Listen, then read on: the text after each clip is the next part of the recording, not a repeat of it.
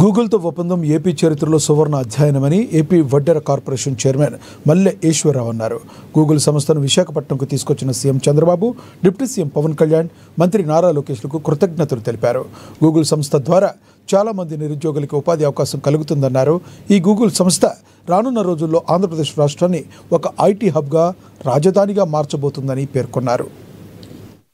ఆంధ్రప్రదేశ్ వడ్డెర corporation కార్యాలయంలో media సమావేశం నిర్వహించే ముఖ్య ఉద్దేశం గౌరవ ముఖ్యమంత్రి వర్యులు మాన్యశ్రీ నారా చంద్రబాబు నాయుడు గారు, అలాగే మా యువనేత రాష్ట్ర మంత్రివర్యులు శ్రీ నారా లోకేష్ గారు చారిత్రాత్మకమైనటువంటి విజయాన్ని ఆంధ్రప్రదేశ్కి అందించినటువంటి రోజు.